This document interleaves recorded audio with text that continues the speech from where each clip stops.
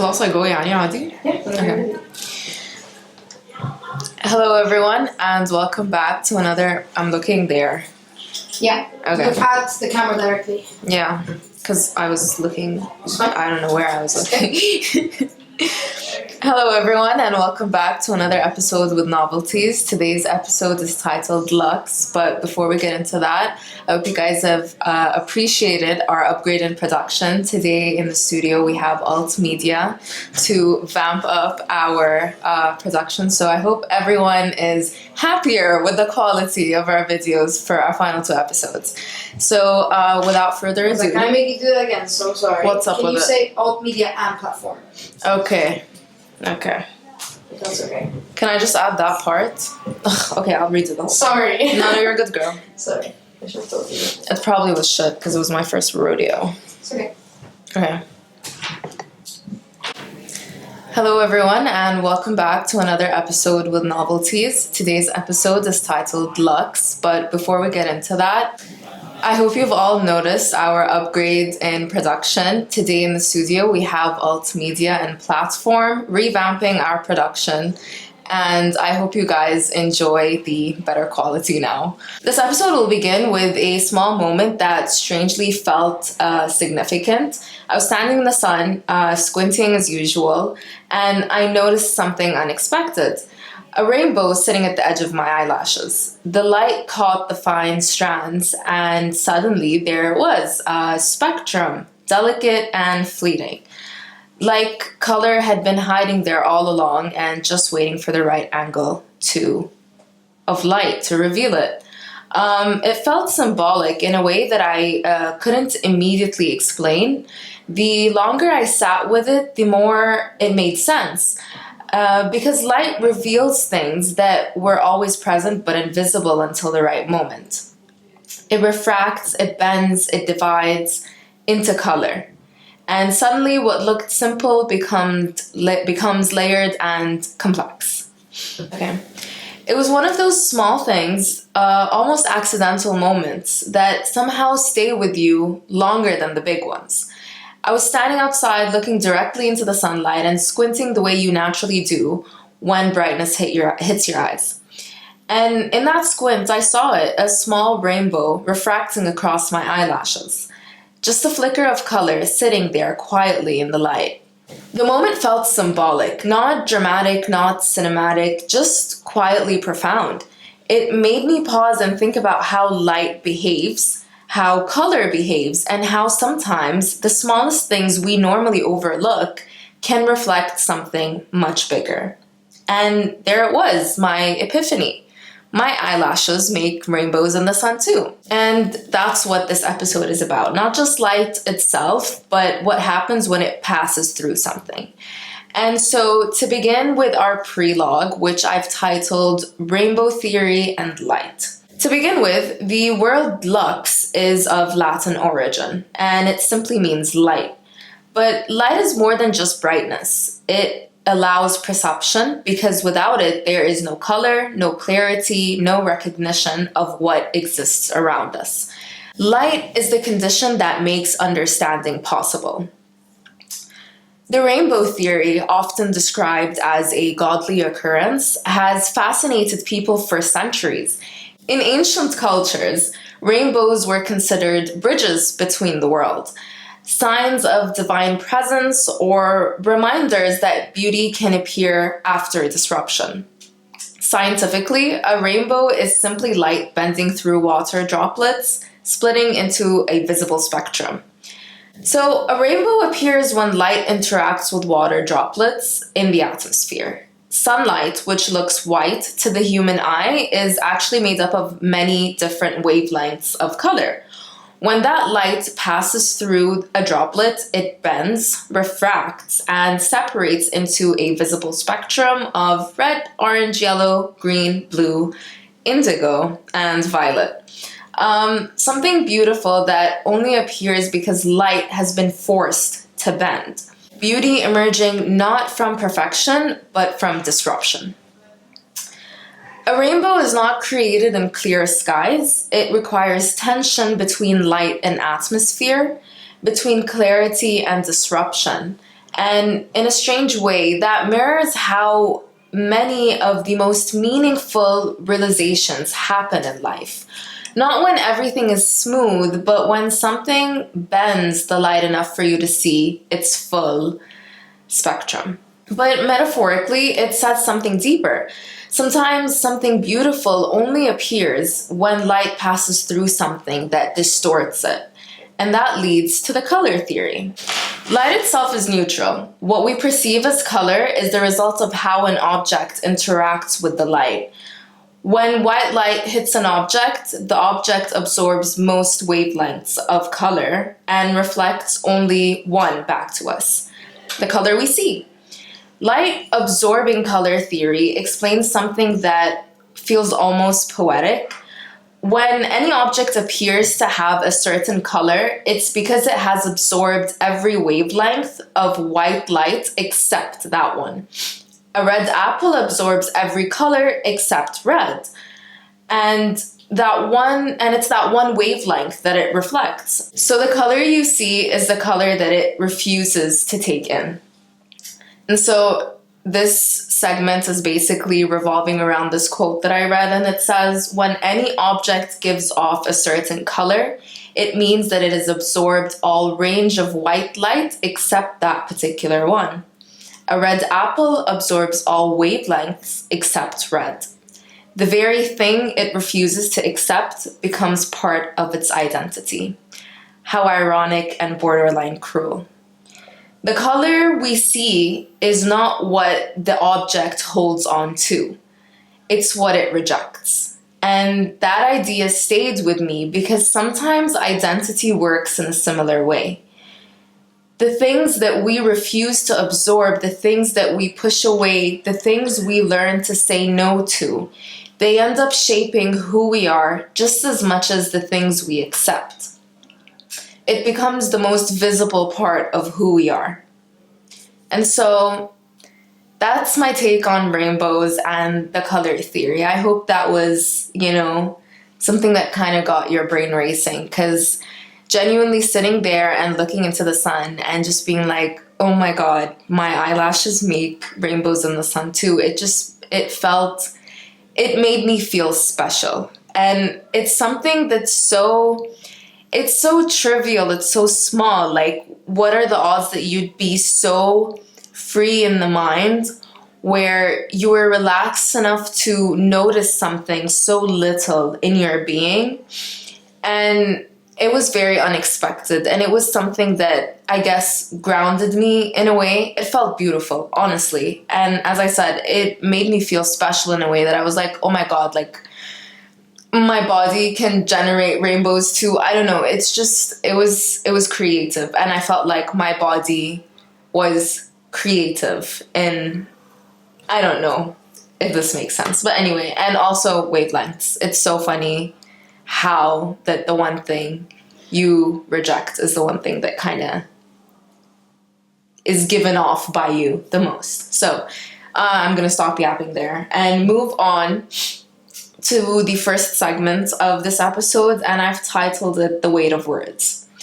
And I started off this segment with a quote that at first I wasn't really comfortable with sitting with because it felt harsh, it felt inconsiderate, and it felt very selfish. But I learned that there's a very fine line between protecting yourself and kind of treading across selfishness. But anyway, the quote says, can we normalize removing yourself to avoid enduring empathy burnout? Because yes, I love you so much, but it's exhausting to ask you to consider me, to ask you to see the principles of where you went wrong. And I think one of the most humbling lines to live by is that if someone tells you you hurt them, you don't get to decide that you didn't. It's not a difficult thing to take a few steps back and admit that your actions have caused harm to someone you care about. And here's the focus. You care about them. And so taking that step back should be in the name of that care for them. Your empathy towards them, and not the selfish need to grapple with the conviction that you could never do wrong about the people you care about. It's because you're both human who make mistakes. But it's the power in that humanity to admit that, and that you want to do good by that care you have for them. And so, I thinking back to it now, as I've added it to the episode, I've realized that it's not selfish at all. I feel like having to sit there and beg people to not only understand your points of view, but kind of feel like you need to like spoon feed them the view of how to allow themselves to kind of put themselves in your space, in your shoes. I think it gets very exhausting sometimes for you to always be empathetically available for someone who will never not only be ready, but want to be vulnerable enough to go down to that point and just understand you, I guess is how I'm going to wrap this part off. Because the next quote that I came across, which was also something that, you know, like it was crazy when I first read it, because it's just wow. Like, I don't know what else to say, genuinely. If the words you spoke appeared on your skin, would you still look beautiful? Words feel light when they leave our mouths, but sometimes they don't land lightly. They attach themselves to memory, to identity, to moments people replay long after the conversation has ended. When we speak, we often measure our words by intention, but the person receiving them experiences them through impact, and impact is what lingers. Imagining words appearing on your skin forces you to confront their weight. Every careless remark, every defensive reaction, every moment where empathy was replaced by pride.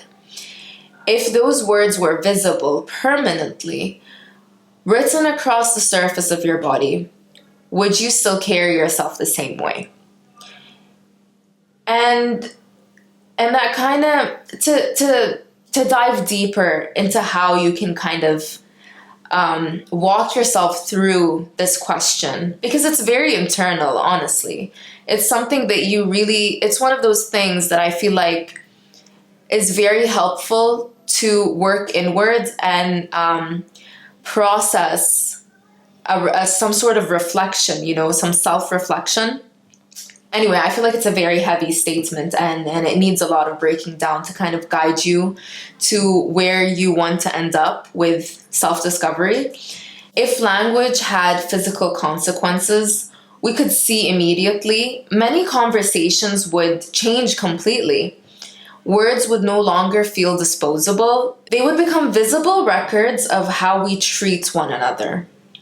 Every moment of kindness would illuminate someone, and every careless sentence would leave a mark. And maybe that thought experiment is necessary because empathy burnout often comes from constantly absorbing emotional weight without reciprocity. That's a word, right? Reciprocity?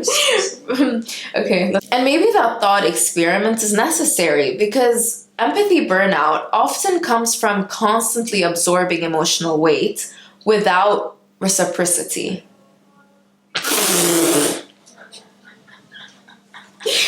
Is that a word? I don't know either. And maybe that thought experiment is necessary because empathy burnout often comes from constantly absorbing emotional weight without it being reciprocated. Caring for someone should not require erasing yourself. Compassion should not require exhaustion. Sometimes stepping away is not abandonment, it's prevention. Prevention of this might be a little bit too melodramatic, but from self-destruction. Truly, I feel like you very rarely tell yourself the truth about how far you would actually go for someone that you truly, truly, very selflessly love.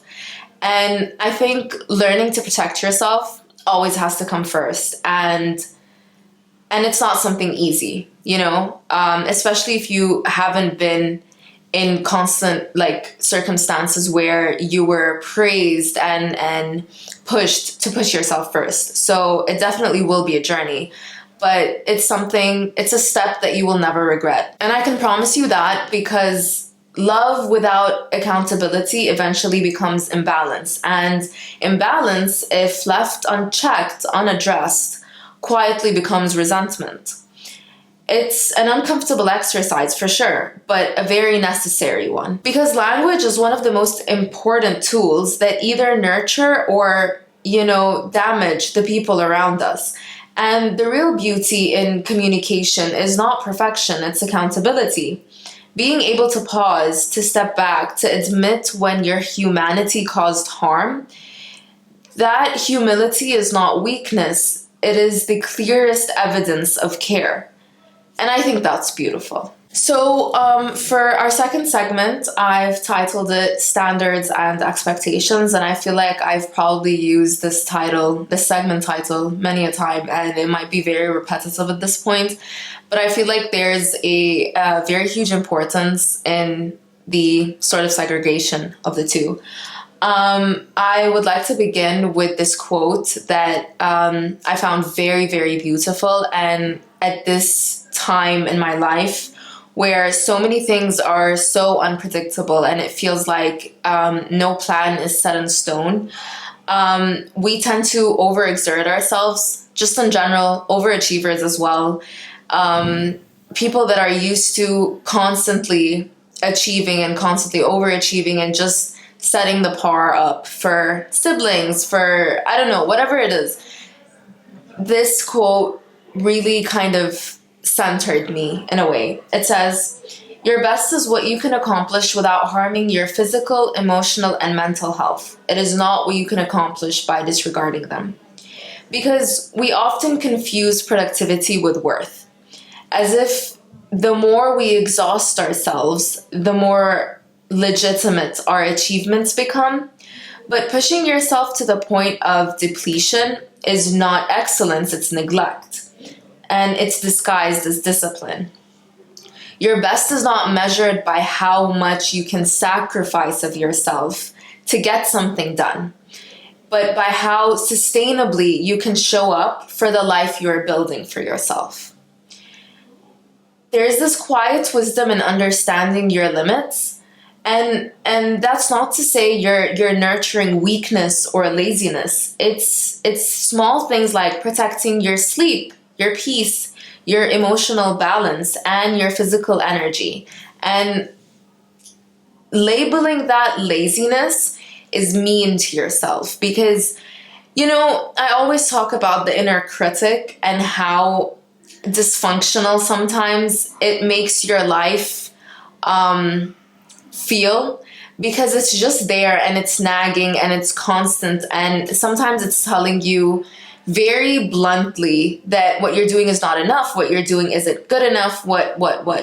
Just sometimes you should go like, shh. You should really quiet it down. And you need to, like I said, center yourself. You need to find the center in all of this. And something, this might be a little bit egotistical, and I don't mean it to be, but something that I do to kind of lift myself up every now and then when I really, really feel like I'm stuck and I'm constantly looping the idea that I'm not doing enough, and not doing it at the rate that I should be doing it. And it's that I go back and I read my CV. And as I said, it genuinely might seem a little bit too like tooting your own horn, for sure. I don't think so at all. I think completely fine. If anything, read it again. Read it again, yes, girl. Yeah. So, and yeah, honestly, I've been doing that a lot lately, just because I've been actually working on it for a few things. And it's been a while since I've opened my CV document, and looking through it and just kind of this is something that my cousin told me actually. She was like, you need to remove yourself from being Medoc while you're reading the CV as well to kind of help the perspective more. And once you remove yourself and you look at it as a candidate's CV, you truly get to encapsulate the greatness of what you have achieved and, you know, where you've started and where you've gotten to. So, and it deserves a round of applause, honestly. Whatever effort you put in, no matter how often, how consistent, whatever it is, the effort that you put into yourself will always be worth something. And before it's worth anything to anyone, it's like I said, you need to look at it for who you are as a person, and it's going to mean so much to you as someone who's looking at it from a candidate's point of view and then kind of stepping back into you. And yeah, it's great. It works awesome. You just kind of sit there and giggle sometimes and be like, oh, I did that. So it's nice. And so, yeah, it's the stewardship over the only vessel you will live inside for the rest of your life. When your health is compromised, every success becomes harder to carry and every responsibility feels heavier than it should. Your best is the work you can produce when you respect your own capacity. It is the effort that comes from a place of stability rather than survival. Because anything achieved by constantly disregarding your well-being, your sense of self, your general routine and what grounds you will eventually ask for its payment. And the cost is always collected from the same place, you. And nothing is worth that tearing apart of sense of stability and oneness, if that makes sense. So another thing that I came across, and it's going to be a little bit too much reading. I know some of you guys hate that and very verbally, bash me for it online, but bear with me. It's something that, again, is just very, very grounding. So here goes nothing.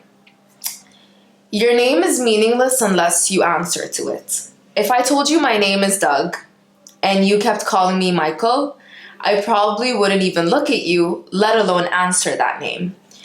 The name Michael holds no weight, no value, no power over my identity.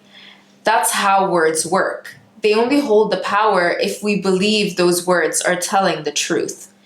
You could tell me you hate my blue hair, and I'd laugh at you. I don't have blue hair. There's no truth behind that. And so that statement, therefore, holds no value. Those words have no value because if you point out something that I dislike about myself, something I've already been questioning or concerned about maybe, something I've said to myself in the mirror that will stick a lot more because of the innate value behind those words, because I've already been answering to that name. And if somebody who knew that name started calling you by a different name without you knowing, you feel just as much pain now because you go by such a name, but it's because someone who you trusted is now calling you by that name and you don't even recognize it. I don't know if this is a bit too deconstructed, but let me continue. I'm not necessarily talking about names here. Insults don't hurt just because they're spoken. They hurt because you recognize something. You either recognize the name within yourself or you recognize the person speaking it. So you ask yourself, what names are you responding to?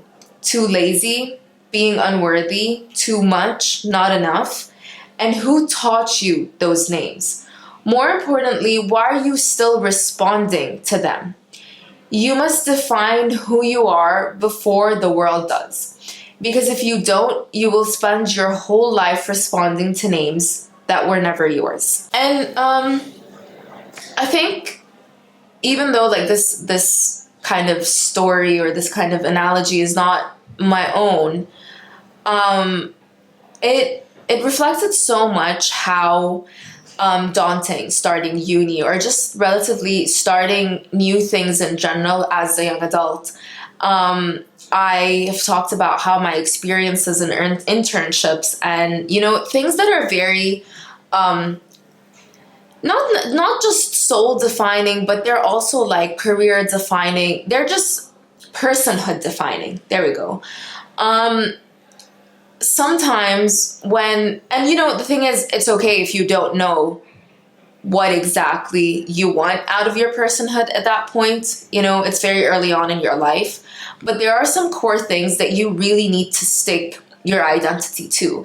Like, I know that I am kind, that I am empathetic, that I am loud, that I am dramatic at times, that I am, I am able to cry and, kind of find strength in the fact that I am able to present that vulnerable emotion. But I also know that I can like laugh like no one's watching and also be so in that emotion itself. And these core things always guide you in a certain way, that they're your guidelines to making decisions, to accumulating a persona, if you would like. It's not necessarily gonna be very direct and tell you right from wrong, or stands from not, but they're always good barriers as to how you present yourself to begin with. And also, to a certain extent, they direct you to circles that are meant for you. If you don't have that sense of trajectory and the direction sort of mumbles in a very visual way, and in such, as I said, defining times of your life, which is moving to uni and then, kind of creating a new friend group, and then also starting internships, and whether that be, before you graduate or after you graduate, these things are truly like life-defining experiences. You realize if you want to be here or not. But with all that, you need to find out who you are within that space. And that's not to say that you have to like have a split personality type of thing. Because I knew a lot of people that would very like verbatim be like, I am not the same person that I am in school at home.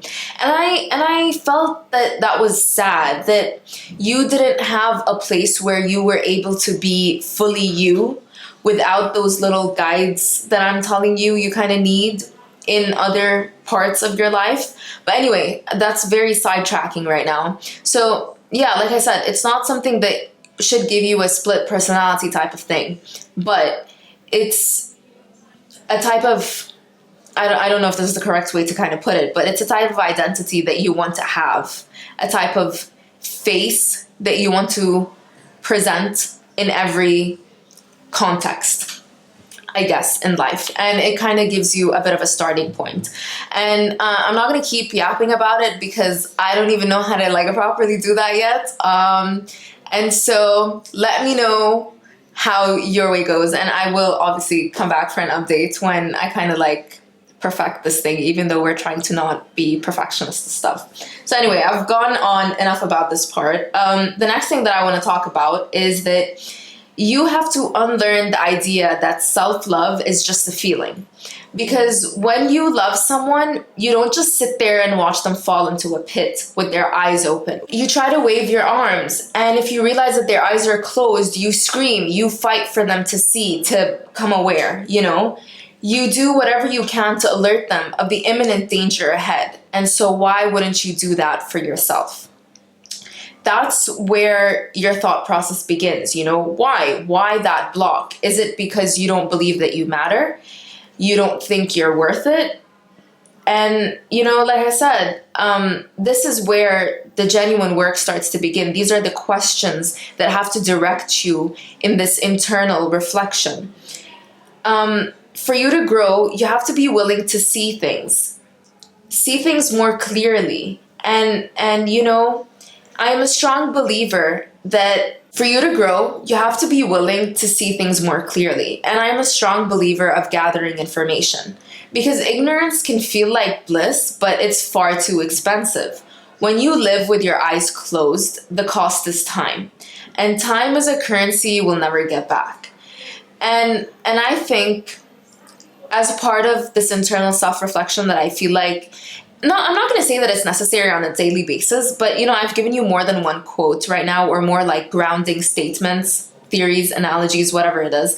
And I'm not saying you should like write them down and like have this thought process on a daily basis, because obviously that also gets to like emotional burnout as well. Like you keep looking inwards, and you've already have so much that is imbalanced within.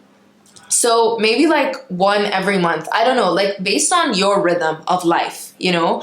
And I think those questions are truly stimulating, because you tend to, like I said, it's a gathering of information. It's a process of gathering information, and that is how you get to learn more about yourself.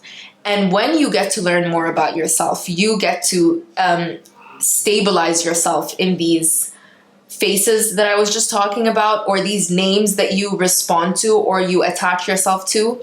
And I think none of that would innately come to you if there is no form of brain talk. Like you have to be talking to yourself, and not just, hey, how are you? You look pretty today. These are definitely important, but there needs to be more self-conversation where, you know, you're actually carrying a conversation with yourself like you would do a close friend, a sibling, a parent, like whoever that person is for you. You need to also cultivate that relationship with yourself. And again, I'm not saying that you need to make it seem like you are your only like backbone for yourself and all of that. I'm just saying that this type of thing is not something that's just gonna happen. It's something that you really need to work on. And it takes time, it takes a lot of effort, and it's not going to happen overnight. You're going to have to, it's genuinely like learning how to like be with another person. You have to cultivate this relationship. And you can take breaks, you know, because you're not also going to like people all the time, every time. And sometimes being you is too much. I don't know if that's very contradictory, but yes, I guess sometimes hanging out with yourself too much is too much.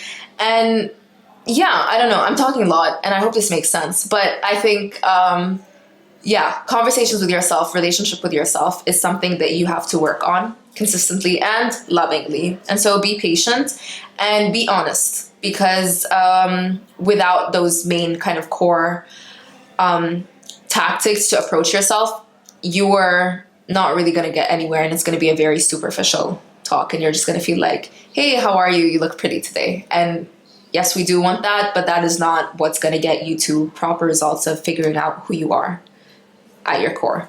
So yeah, this is another thing that I guess fits very nicely into this little rant that I went on about like kind of cultivating a relationship with yourself. And you kind of can also apply it as like a first person type of thing, not a third person type of thing. People don't meet you, they experience you. Your presence recalibrates their path, their choices, their standards, because half of them only understand the magnitude of how incredible you are once you're going to walk with that frequency. Most people are not built to understand or hold. Some will rise to meet you, but most people won't, because you keep ascending. You keep evolving, you keep rising. So step into that power even more and carry yourself like the inspirational figure who you've always been. Because this journey of looking inward, I like to say it's like a path backwards type of thing. And I feel like when you're born, you entirely, because like as a toddler, as a baby, as an infant, you do things that, you know, no one has taught you necessarily, and like you behave in ways that is just part of your identity. And I feel like because of how society works, how like we watch this standard that we feel like we should fit into, and the more you grow, the more you feel like, oh, like I'm a little bit too niche, I'm a little bit too whatever it is in your identity, and it becomes a little bit scary to be this unique person, this nicheness, and you like society sometimes tends to just want to throw you in with the sheep. And I am here to tell you that I am no sheep, and I don't think any of you should be. It's just the concept of you start off at an area where you're so confident of who you are as a person in terms of identity, thoughts, characteristics, attitudes, behaviors. And then you kind of go through a period, which is mostly high school. And you kind of start to be like, okay, my uniqueness, my nicheness is not accepted or not received in the way that it should be, and you kind of start wanting to fit in the box and be as normal as possible, and that kind of strips you away from all of those things that you were innately born with. And then very shortly later on, you're like, whoa, hey, I feel so disconnected from who I am, and I am so lost in this chase of fitting into the box and being this set standard person that is nearly every other person in life. And you're like, okay, now I don't even hear my inner voice anymore, no inner dialogue, and like I need someone to teach me how to cultivate a relationship and a conversation with myself. And sometimes people catch on to that early on, and like it's a relatively easy fix. Obviously nothing damaged is easily fixed, because at the end of the day, it is a relationship that you kind of just told, shh, go away. And it's hurtful to the real identity of yourself. But yeah, you get to a point where some people are lucky and it's very minimal damage, and you're like, okay, here's step 1, 2, 3. And others, aslan, don't have a guidance of 1, 2, 3. Someone who can like be like, this is how you do it. And yeah, sometimes it's just really hard to claw back and believe in yourself and accept that you are you for you. And there is so much magnificence in that, genuinely. And so be you, genuinely. I know this is like very cliche and so like sappy, but be you. Yeah, fuck. So, just to kind of like put a pep into your step after this very relatively daunting couple of minutes, I came across another quote that is very, actually not quote, my friend told me this and it was the sweetest thing ever. Someone once told me that when they feel nervous about doing something, their heart is dying to accomplish and their hearts start beating really, really fast. They call it their inner applause because their body is cheering them on. And I think that is the cutest narrative adjustment ever. Reframing fear can change the entire emotional architecture of the moment. What we call anxiety is sometimes excitement misunderstood by the nervous system. The same physical response, increased heartbeat, heightened awareness, adrenaline, can either signal danger or possibility, depending on how we choose to interpret it. Calling it inner applause is a small mental shift, and it turns fear into encouragement. Instead of your body warning you to retreat, it becomes your body urging you forward. And sometimes the difference between courage and hesitation is nothing more than the story you tell yourself. And that's basically the context of what you're feeling. And so rewire your inner dialogue. Your body, your nervous system, your brain, your entire being will be extremely thankful. So yeah, that's it for segment 2. So for our third segment, I've titled this segment The Distortion of Reality, and it's majorly following this quote. You won't see it for what it is until you stop looking through the lens of what you want it to be. I really believe we suffer in our heads more than we ever do in reality. There's the world that's actually happening, conversations, consequences, actions. Then there's the world in our mind, the imagined arguments, the worst case scenarios, the silent assumptions, and what people must be thinking. And sometimes the two worlds just don't even match. In real life, maybe someone doesn't text you back yet, and in your head, they've lost interest and they've decided that you weren't enough. In real life, you make a small mistake. In your head, you've just ruined your reputation permanently. The brain is loud. It fills gaps with fear, creates full storylines that are partial information. and it tries to protect you by predicting pain. But in doing that, it often manufactures pain. Pain that hasn't even happened. It's like living in two dimensions at once. One is grounded, physical, verifiable. The other is abstract, hypothetical, sometimes completely fictional. And the wild part is how real the mental one feels. Your heart races, your stomach drops, your mood changes over something that hasn't even occurred. That doesn't mean your thoughts are stupid. It just means your brain is powerful. Very, very powerful. But not every thought deserves belief and faith. There's a difference between intuition and imagination. Intuition is quiet and steady. Imagination, especially fear-based imagination, is dramatic, urgent, and it demands that you react to it immediately. So, yeah, it just demands for you to react to it immediately to something that doesn't even exist. Sometimes the healthiest thing to do when you're kind of spiraling in this mental fantasy land, if you will, is to pause and ask yourself, is this actually happening? Has this actually happened, or is this just noise? Because when you step back into the real world, the one with actual evidence and observable facts, it's often far less catastrophic than the version you're playing in your head. We don't always suffer from reality. We suffer from the story we're telling ourselves about. And learning to separate the two is the kind of freedom you're searching for.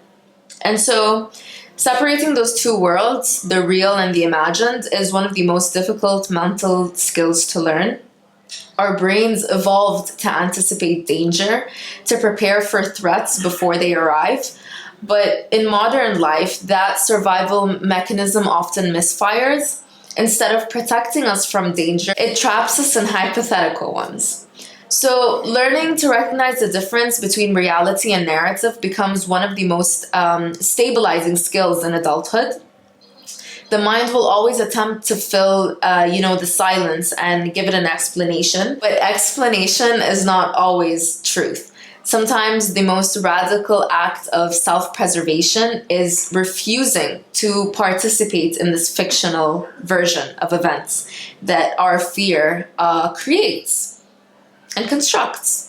So learning to question those internal narratives becomes a form of discipline, a quiet pause where you ask yourself whether the story you're telling is evidence-based or fear-based. And that pause can change everything. So give it a go. I promise that it's going to be worth your while. So for our fourth segment, the emotional cycles of change, I find this very close to kind of a lot of aspirational people's journeys, and I feel like this is something that is very helpful for people that are currently or are like deciding to, chase their dreams. And I know that at some point during one of my episodes, I've said this quote and I'll say it again. If your dreams don't scare you, they aren't big enough. And I guess this is how to kickstart this section on how to teach yourself to pace yourself with what you're chasing. So when you finally start chasing your dreams, you're very quickly going to go from optimistic to utterly hopeless. And here's why. There's this thing called the emotional cycle of change, and they're used to describe what somebody goes through when they try to change or achieve something. The first stage is always uninformed optimism. So let's think about your goal. Maybe it's going to the gym, losing weight, or starting a business, or it's moving to a new city, or it's having a new style, or making new friends. Honestly, whatever it is, even if it's starting to eat clean. Or like even writing a journal. Honestly, it can go from most extreme to something so simple. To think about it is when you haven't started working towards that. And so you're uninformed on what it takes to achieve it, but you're excited because imagining the life where you have achieved that goal, so you're an uninformed optimist.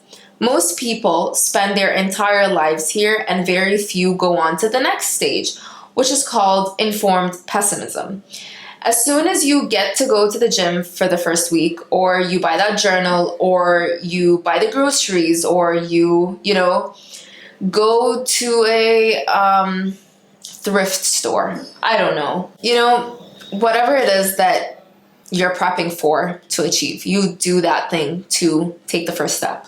You're very quickly going to realize how miserably hard it's going to be to actually change and do the things you want to do now. So now you're informed on what it takes to eat clean, to go to the gym, to put yourself out there, to cold call people to try to get customers. And you're pessimistic because now you think to yourself, wow, I don't know if I have what it takes to do this. And so now you think to yourself, wow, I don't know if I have what it takes. This is way more than I thought I could do. And it was way more exciting when I didn't actually have to do the work. And I could just fantasize about how good life would be if I potentially were to do all of these things. And so that's where most people actually quit. Most people never start trying, but the few who do very often end up quitting because they very quickly realize how hard it's going to be. And so this is for the people who are working on their goals right now and are absolutely losing it. Because I spent the last 5 years making content for my podcast, which I had done on my own accord. No team, no media manager, no content manager, no nothing. Literally not even appropriate recording or filming equipment. It was never done, especially not from someone in my circles or environment.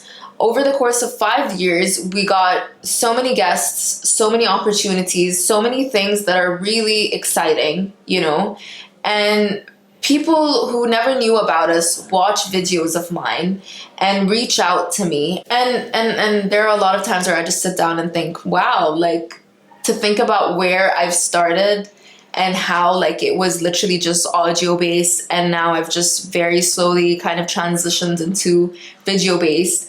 And so to think about where I am now, you know, fast forward 5 years, and the buildup is slow, the exposure is even slower, and I'm sure you can imagine how it felt, how, you know, depressing it is to just kind of sit there and be like, okay, but I'm putting all the effort, all that's in my, you know, all that I can actually give, and you're just like, ugh, it's a letdown sometimes.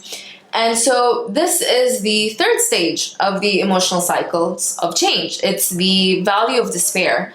It's where you feel completely hopeless and you don't know what it takes to succeed anymore. You don't know if you're even making the right choices to begin with. You don't know if you should be doing something different. And the fact that it's not coming off as fast as you wanted it to, and what you're working on isn't working at the rate that you want it to, and you're just thinking about giving up. What I've been trying to tell myself is that this is exactly where you're supposed to be. Because in order to get to the fourth and final stage, which is an informed optimist, you have to very clearly understand what it's going to take to pay the tax. And that is the gap between where you are and where you want to be. Whether it's with skill, whether it's with charisma, discipline, motivation, honestly, genuinely, whatever it is. Because as I'm sitting here talking to you guys, you know, I'm genuinely still sitting and be like, okay, what is it? What is it that I need to go and grab, pay for, take a course? Honestly, just tell me what it is to like blow this up in the way that I want it to be, you know? Because whatever it is that, you know, you're trying to pay off and to become the person you want to be and to change, and for you to get to that, for you to finally get to that stage of, you know, being an informed optimist, I'm gonna let you in on a little thing that is genuinely gonna like tell you how convincing this concept of telling yourself that you're in the right place at the right time and at the pace that everything's supposed to go. So I started off this year with, you know, no plans of starting a proper production for the podcast to be video recorded. I had one video episode come out in the summer, and it was my first one, and I had worked with, Amani Archive, and it was absolutely wonderful. And going through that first time experience, it showed me how much work, effort it's going to take, especially if it's between two parties, the back and forth, the constant communication that is needed, the constant, confirming that this is okay with them and this is okay with me. And it's just a lot that comes with expanding and growing and getting to the stage that you want to. So no plans, nothing was set for the podcast. Absolutely nothing. I had no episode titles, nothing. Genuinely, I was at nowhere with this idea. I just knew that I wanted to go forward. And before flying into Cardiff, I decided to join a course that I thought was a 1-lesson thing, which ended up being a 7 or 8 week thing. I don't really remember now, I'm unsure. And it was here at Platform. And I'm recording my episodes right now in my final year with a proper production, with an editor behind the scenes, and some really cool guests. And being in circles to promote my work, I never thought I'd be in. And I'm not saying that I've got life figured out, I've not reached to the epitome of where my hopes and desires and dreams are, it's a fantasy land up there. I'm really dreaming big. And I'm not saying that this is a bad thing or a good thing necessarily, pacing yourself as well. But here I am with so much to be grateful for, a lot of experiences, a lot of people, a lot of just things that I am sitting right now in front of a camera, and I'm in a radio studio, and I am talking about my podcast and that I started 5 years ago, and I didn't even have a mic, I was using those little adapter ones that looked like a miniature mic. It was the funniest thing ever. And so I'm just saying that I finally had a shred of moment where I thought that maybe I am the person that I want to become. And it was such a meaningful moment for me. And it's the reason why I'm making this video, because I think there are a lot of people who are either informed pessimists or in the valley of despair right now, feeling like it's never going to actually happen. And I want to make this to encourage you to continue doing whatever it is that you're doing, whatever you're trying to do, whatever you're trying to accomplish, because you're right where you're supposed to be. And if you're suffering and if you're losing it right now and it's impossible to hear, any sort of positiveness, just trust me. I've watched plenty of videos throughout my entire life, ever since I've tried to make this podcast work. And it's all telling me the same things. And I thought to myself, thank you, but you're probably lying. Or you're just some tarot reading, person that's kind of just throwing it at the masses. And it means absolutely nothing to me. So no one's lying. No one's pulling your leg. And I think statements like, this isn't right, I should be doing something different or something else, or not doing anything at all anymore, I think those things really deter you from, again, the main purpose of this episode, which is grounding yourself and centering yourself. I think you really need to focus on the inner dialogue that you give yourself.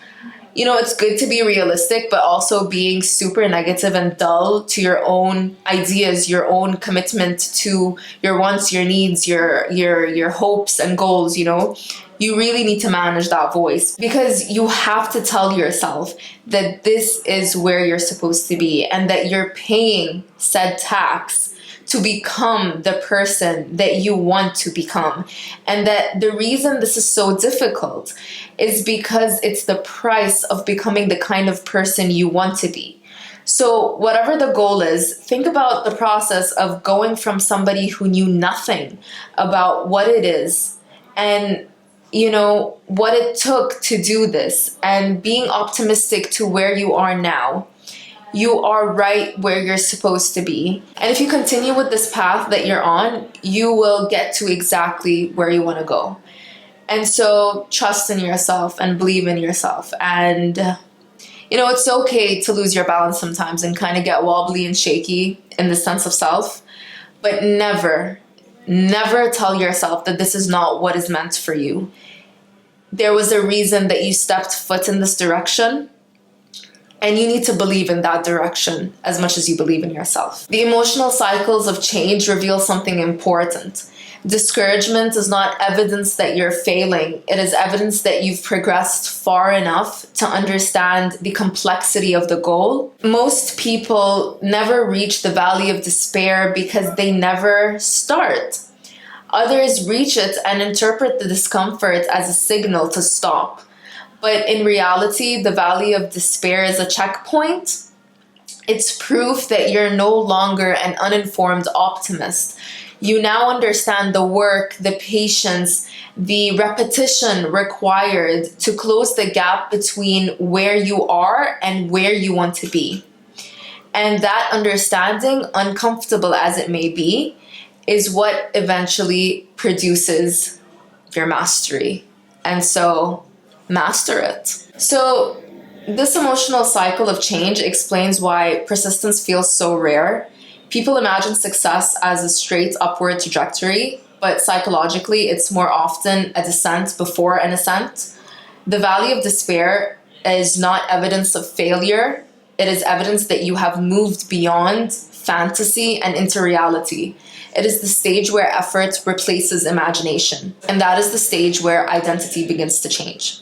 So thrive in that. So for our final segment of this episode, this quote has been sitting in my notes for a while, and I kind of had to sit with it for a while. I wanted to find it a home, an episode per se, a home of episode that truly just fit into its rhythm. But also, if I was being very honest, I've kept it hidden because I've struggled to accept its intensity and how it's very real. It's a very real thing. And again, I guess it was my internal dialogue, my internal self-reflection that was kind of put on halt because I didn't really want to believe of its or address its significance within me. But yeah, here's to having confidence to discussing things that you once thought you couldn't. This segment is titled The Cups We Choose, and it revolves around the quote that says, "Never become so thirsty that you drink from every cup presented to you. That's how you get poisoned." So, just a bit of a moment for this quote, because truly, like, breathe it in, because wow, it stings.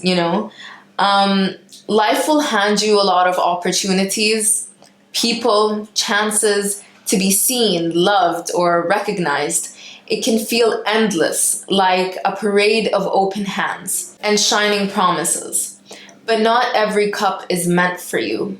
And some will carry lessons that you're not ready for. Some will carry love that will nurture you. Some will carry poison disguised as sweetness, tempting. And,